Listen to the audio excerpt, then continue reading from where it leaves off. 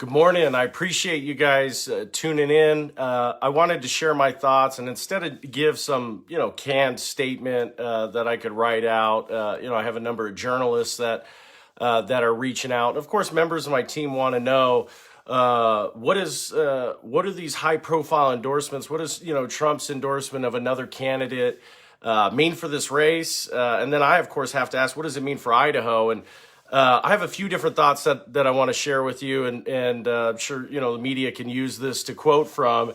But it really doesn't matter who in this state personally wants to be governor of Idaho. The one thing that absolutely matters is, who do Idahoans want to be governor of Idaho? And the one thing that I've always wanted to address is I wanted to cast a bold vision and offer both the Republican Party and everyday Idahoans something that they could rally around, something that excited them and was life-changing, and would change the future direction of this state. And I presented a vision that I don't think anyone could deny. It's very bold, it's radical, and in my opinion, it's exactly what America needs right now. So people ask, how does this change things? Well, I always have to ask, should I, for the sheer sake of politics, suddenly devote myself and all the sacrifice my family's put into this less to accomplishing school choice?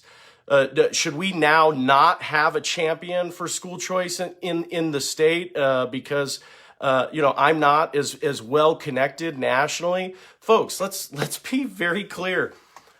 I never stepped into this race because I was the beloved, golden child of the Republican Party, and because I had all these national connections that were going to come in and deliver up this victory, and I had all these political consultants that were going to massage and mold and engineer my message and run polling to figure out what I stand for, right? Like we so often get.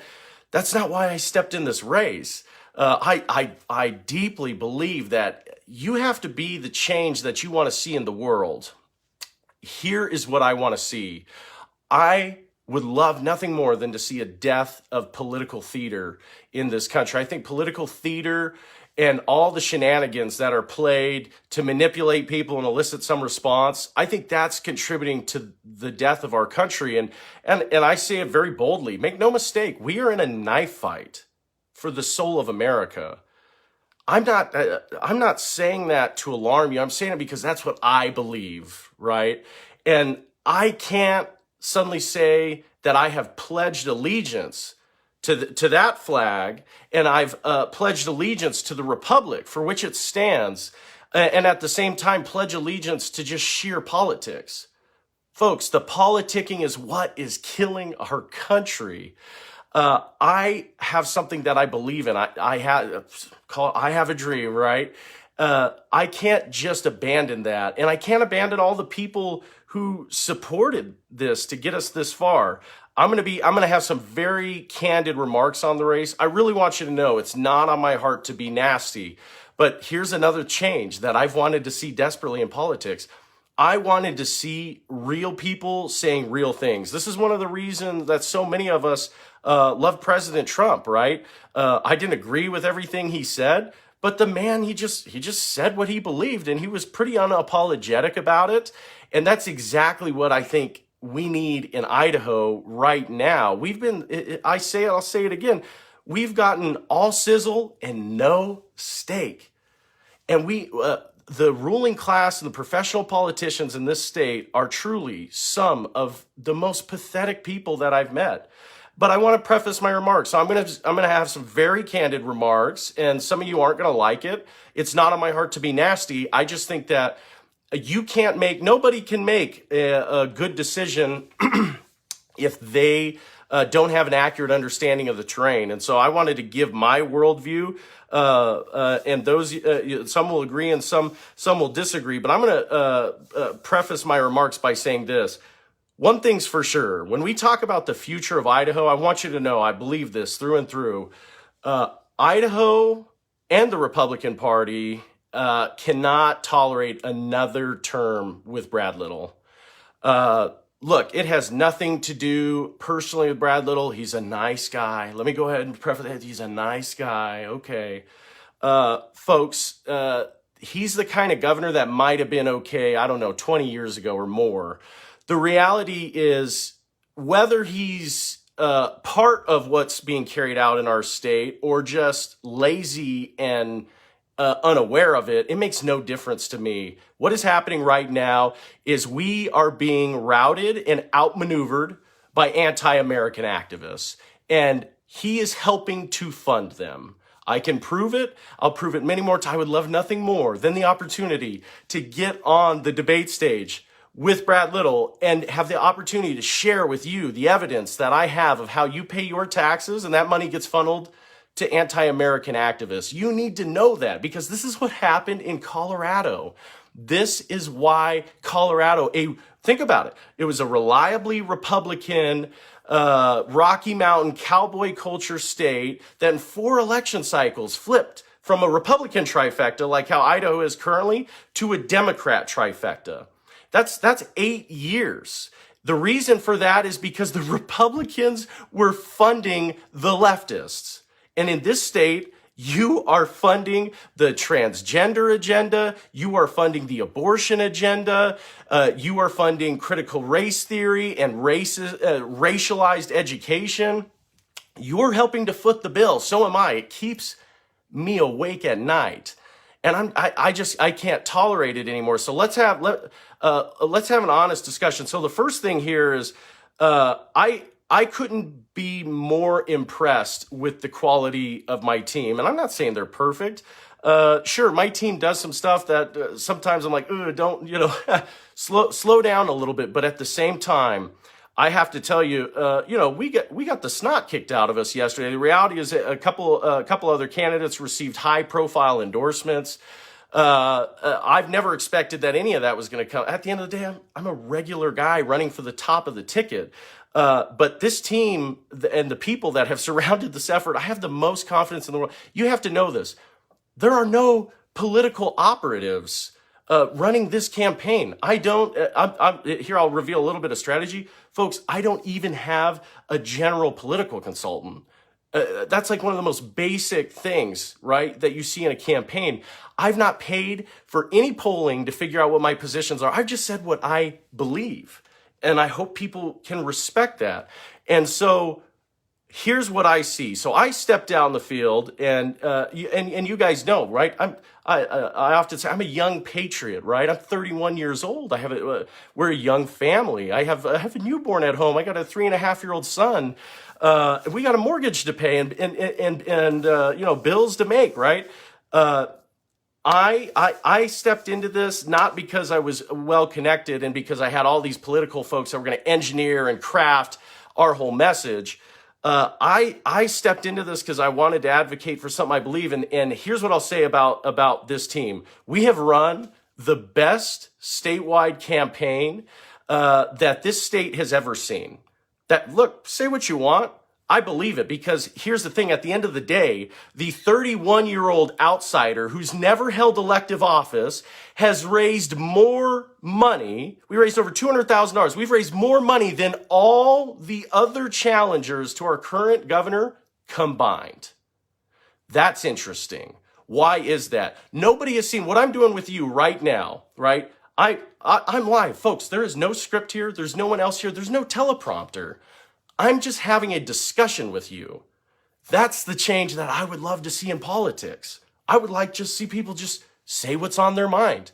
And here's what you need to know about my team. And this is why, no matter what happens, no matter what happens to me or my family, the best people are surrounding this effort. And we saw that last night. We got the snot kicked out of us yesterday. And I still got up on stage and I still delivered a speech. And my team, their reaction was not to mope. Look, we're a bunch of Trumpers. I was a delegate for President Trump. I can't even express to you how disappointed I am that the Trump organization never even reached out to us. I was a delegate for President Trump. I've been an avid supporter of the America First agenda. Nobody even reached out to us to say, hey, what's this about, right? I feel like he didn't totally do his due diligence, but nonetheless, that's not my decision to make. He's his own man. He's going to do what he thinks is right, and I have to at least respect that. Here's the thing, though, is we've run this incredible campaign that the state has never seen. We're doing things that people have never seen. We're putting out content in a Republican race that people never seen. Young people, folks, young people are following this effort.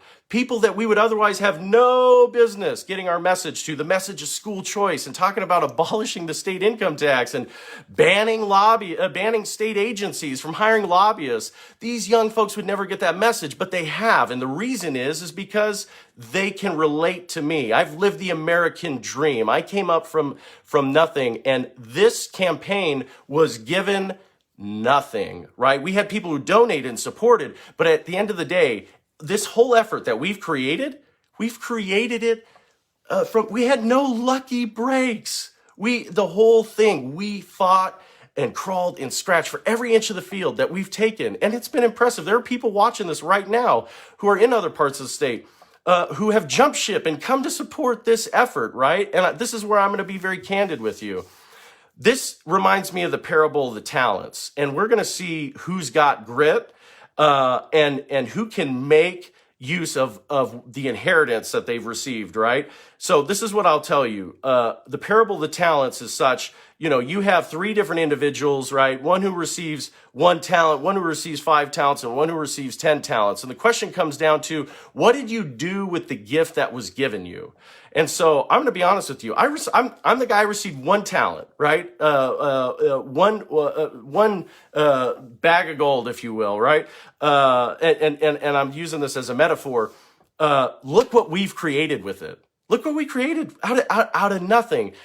And I've looked at these other, and this is where some people think I'm being nasty, but folks, I've watched the lieutenant governor run probably the most pathetic political campaign imaginable. I mean, before this endorsement came out, honestly, I had every suspicion that it was over. Seeing everyone who's jumped ship and seeing the fact we've been doing nothing but pulling away from in the fundraising, and we're going to continue to work on that. Why is it that I've been so successful in that front and been so successful in building out a statewide team? So here's the question: is a giant gift just got dropped, and the question is what are they going to do with the gift?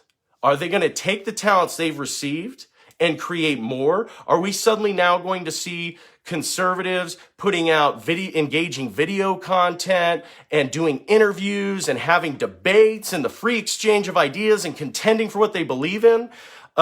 That's what I have to see. That is what I have to see. And at the end of the day, look, it's almost to a point where it's anybody but Brad Little. I'm just that kind of guy. I'm so sick and tired of the corrupt good old boys club, the whole, hey, put a cowboy hat on and throw a bale of hay. And, we're going to run all these ads all over the state and make you look like, you're not some total special interest sellout. I'm so sick of that. But at the same time, I have to know that whoever's going to lead this state has an immense amount of grit. And what I want you to know is that this is the case where me and my team, we get the snot kicked out of us and we keep pushing and we keep pushing. That's what I want to see from leadership in this state. I want to see that they have what it takes, because here's the kicker. Whoever wins this election is going to have to answer how they're going to tackle a runaway, corrupt federal government that will stop at nothing. That will stop at nothing at this point. And I want the person who's going to sit across the table from the directors of all these federal agencies and these teams of these, highfalutin attorneys that, basically are able to redefine the Constitution by the day. I want to see somebody sit across the table from them that give them a run for their money. That's what we need, and that's what this race is here to determine. And competition is a good thing. We all make every other candidate even better. I'm going to continue to push hard. I hope that I'll continue to have earned your support, and I hope to see for my supporters on here, I hope to see that you double down and you go all in right now, because you can't be caught on the sidelines when you're in a knife fight for the soul of our country. Folks, this election, look, if we can't get this corrected now, I have to tell you the things that I hear from both, business owners and the donor class, and people I hear from, everyday Idahoans and friends at barbecues. Folks, this is about to get really hairy. You got to understand, in America right now, people are literally dividing themselves geographically, and the level of divisiveness and the temperature of the water is rising. We need scrappy leaders like the founding fathers. Look at George Washington. Go take some time. Read about George Washington today.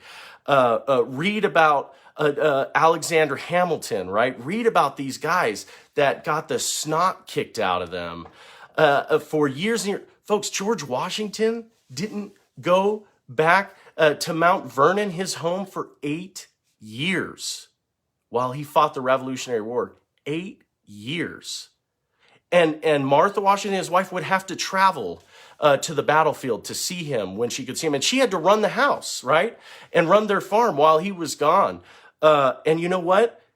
He took a lot of beatings for many years, and he kept pushing forward, but it's because he believed in something that was bigger than himself. And so here's the thing. I believe in school choice. I believe in tackling corruption in government. I believe this is the time for patriots, not professional politicians. It is our time now. It's our time. I want to see a movement, and I see the beginnings of it, of a movement where we take back our government, and we have a government for the people, right? For us. And we have a government that's responsible to us and answers to us. And I want to see us give the special interest groups a run for their money in a way they've never seen before. That's what's on my heart. So just know, I remain hopeful. But for this movement, regardless what happens in the race, this cause is much bigger than any of the people in it. It's bigger than me or you or Trump or anyone else.